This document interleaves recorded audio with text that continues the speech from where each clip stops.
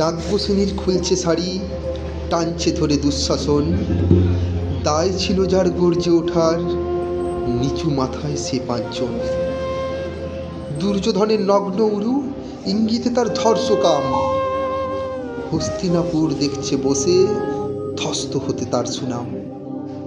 অন্ধরাজা সিংহাসনে আর্ত চেঁচান বৌমা তার। নিদের দলের নির্যাতনে সব রাজা হন নির্বিকার। কর্ণ বসে হাসছে হাহা, রাজার দলের লোক তো সে।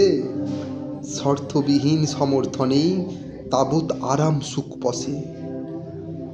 ভীষ্ম, দ্রোণ, কৃপ, নীরব, সরকারি লোক হাজার হোক, রাজার কথাই তোমার কথা, তুমি যখন রাজার লোক। খলশকুনি দেখছে সবই, বস্তুত সে ধ্বংস চায়। ঘরের মাটি লাল হয়ে যাক দেশ বিভাগের যন্ত্রণায়।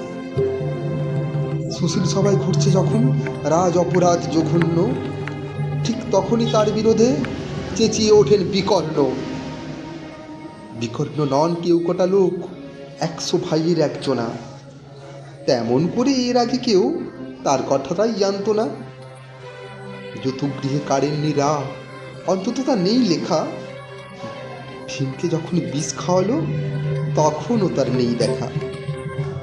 কিন্তু যখন প্রকাশ্যতেই কাটছে নারীর আব্রু কেউ, স্তব্ধ জীবের চুপ সাগরে বিকর্ণ হন একলা ঢেউ।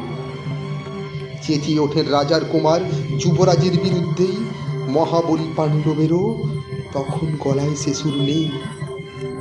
রাজাও যখন নীরব থেকে সাই দিয়ে যায় ধর্ষণে, ঠিক তখনই সমস্ত যুগ বিকর্ণদের সর্ষণে।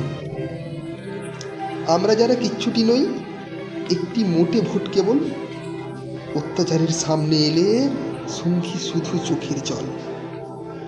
পোষ্যভাবে ভাবনা চেবাই অন্ধ এবং নিকর্ণ, প্রার্থনা হোক আমরা যেন একবার হই বিকর্ণ।